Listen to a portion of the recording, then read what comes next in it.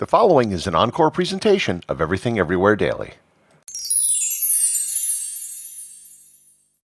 In the early 12th century, a monastic military order developed in the Middle East with the express intent of protecting Christian pilgrims traveling to the Holy Land.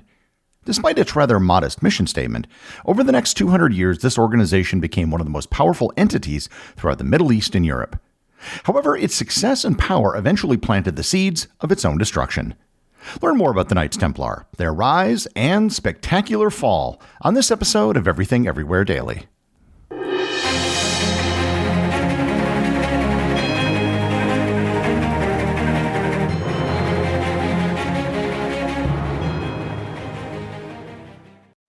Save on Cox Internet when you add Cox Mobile and get fiber-powered internet at home and unbeatable 5G reliability on the go.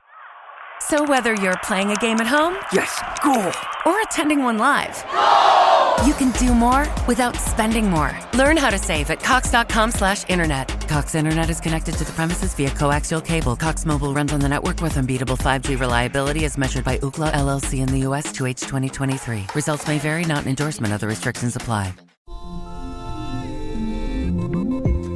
You come to the New Yorker Radio Hour for conversations that go deeper, with people you really want to hear from, whether it's Bruce Springsteen or Questlove or Olivia Rodrigo, Liz Cheney, or the godfather of artificial intelligence, Geoffrey Hinton, or some of my extraordinarily well-informed colleagues at the New Yorker.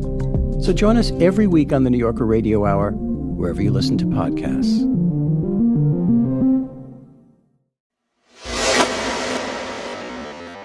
The Knights Templar are one of the groups from history that people have kept a fascination with for hundreds of years. There have been many stories, movies, TV shows, and computer games about the Knights Templar, and there are probably many more that will still be created. The story of the Knights Templar and how they rose to prominence began with the First Crusade in the year 1099. The Fatimid Caliphate controlled much of the Holy Land, particularly Jerusalem. The Crusades and their causes will be the subject of a future episode, but suffice it to say for now, Pope Urban II answered the call from the Byzantine Emperor Alexios I Komnenos to send an armed pilgrimage to liberate the Holy Land from the Muslims.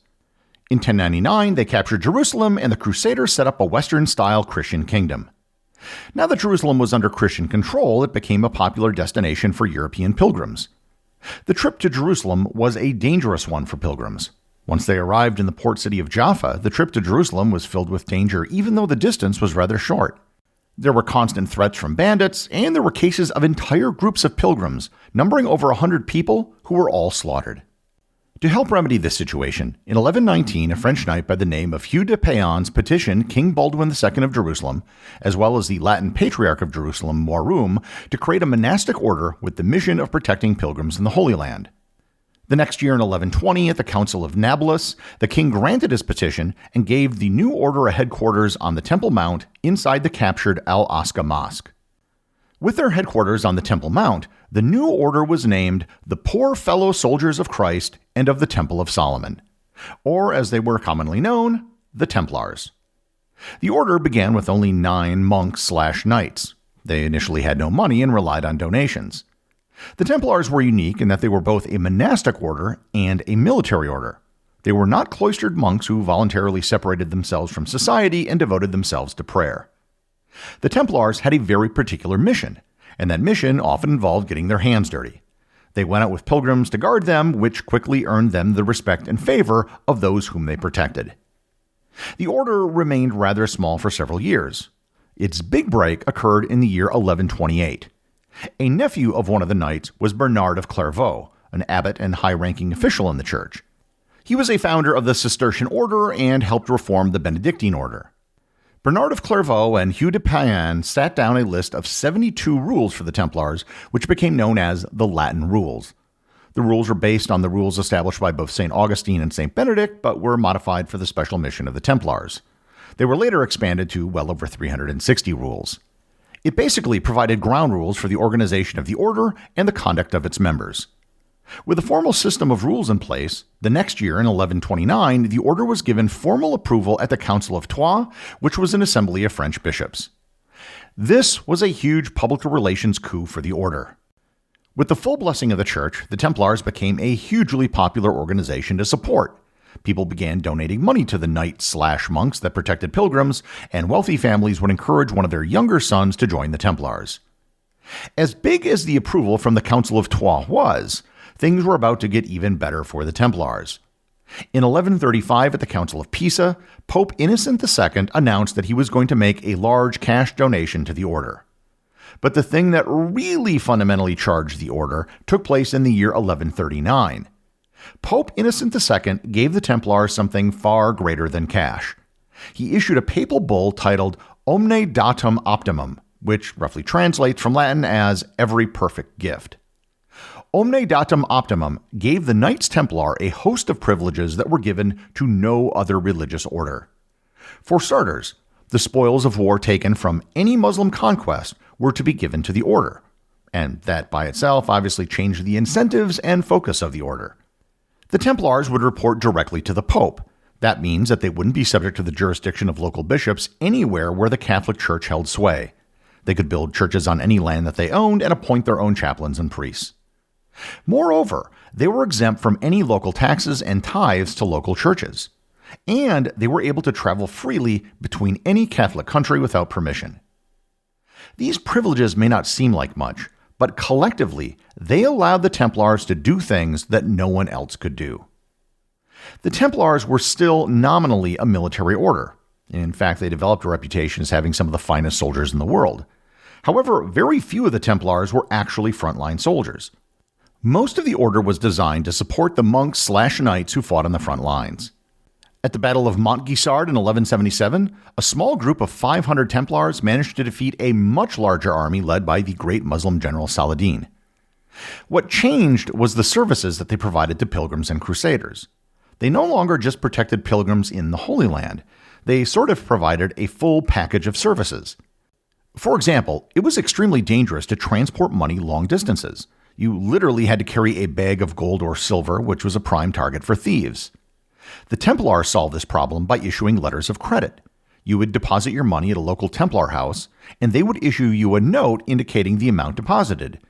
You would then take the note with you to Jerusalem, where they would then issue the same amount of money. It was an early form of banking and one of the earliest forms of checks.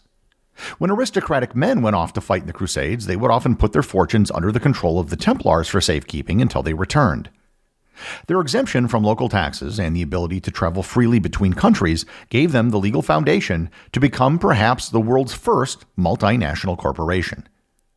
While the individual members of the order were required to take an oath of poverty, the order itself grew fantastically wealthy.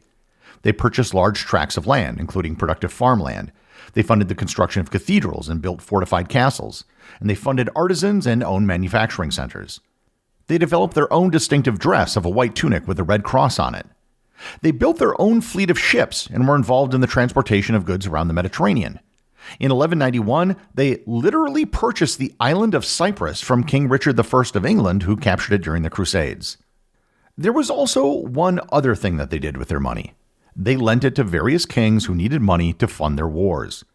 And they did so charging interest, which was usually taboo under medieval church usury laws. The Templars reached the peak of their power in the late 12th century.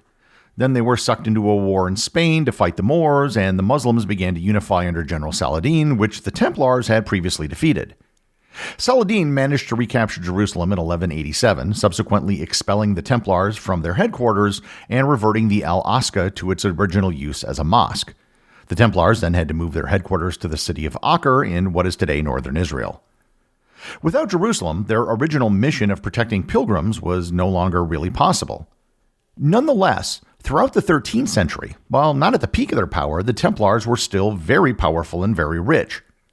Back in Europe by the end of the 13th century and the start of the 14th century, the Templars were losing popularity with many rulers who owed them money, and they were also losing control. In 1291, they lost the city of Acre, and by 1303, they had lost their very last possession in the Middle East. In particular, there was one ruler in Europe who had a big problem with the Templars, King Philip IV of France. Philip had become heavily in debt to the Templars in the early 14th century. He was so much in debt that it was debatable if he could even pay it back. Moreover, the papacy had changed. A new pope, Clement V, was elected, who was heavily under the influence of France. In fact, he moved the entire papacy to Avignon in France, where it remained for almost 70 years. As the Templars answered directly to the Pope, this became a problem. In 1305, the Pope suggested that the Knights Templar merge with the Knights Hospitaller, which I've discussed in a previous episode. Both orders resisted the request. So in 1306, the Pope ordered the masters of each order to France to further discuss the merger. The Grand Master of the Knights Templar, Jacques de Molay, arrived in France in early 1307. While in France, he discussed several topics with the Pope, including scandalous charges that were brought against one of his members. Both the Pope and de Molay agreed that the charges were probably false, but Clement asked King Philip for assistance in the investigation. Philip found in the accusations the opening that he was looking for. On October 13, 1307, he ordered the arrest of all of the Templars in France. Philip accused the Templars of basically everything: blasphemy, idolatry, sodomy, heresy, and many other crimes. In 1312, Pope Clement issued a papal bull titled Vox in Excelsio, which disbanded the order. Templars were tortured to extract false confessions, and in 1314, Jacques de Molay and other Templars were burned alive at the stake. Reportedly, Jacques de Molay's last words while being burned alive were, quote, "God knows who is wrong and has sinned. Soon a calamity will occur to those who have condemned us to death." End quote. Clement was dead within a month, and Philip was dead within the year. The remaining Templars around the world were absorbed into other military orders. Much of the Templar wealth in France was confiscated by King Philip, and other properties were seized by other localities. Investigations into the Templars were conducted in other countries, but there were no further arrests as there was no evidence. Formerly, much of the remaining Templar land was given to the Knights Hospitaller. The memory of the Templars has been kept alive over the centuries. They have been the supposed source of secret societies, and there's been claims that much of their wealth is hidden, yet to be discovered. But the real reason we still give so much attention to the Knights Templar is due to their incredible rise, incredible power, and their dramatic fall. The executive producer of Everything Everywhere Daily is Charles Daniel. The associate producers are Benji Long and Cameron Kieffer. I want to give a big shout out to everyone who supports the show over on Patreon, including the show's producers. Your support helps me put out a show every single day. And also, Patreon is currently the only place where Everything Everywhere Daily merchandise is available to the top tier of supporters. If you'd like to talk to other listeners of the show and members of the Completionist Club, you can join the Everything Everywhere Daily Facebook group or Discord server. Links to everything are in the show notes.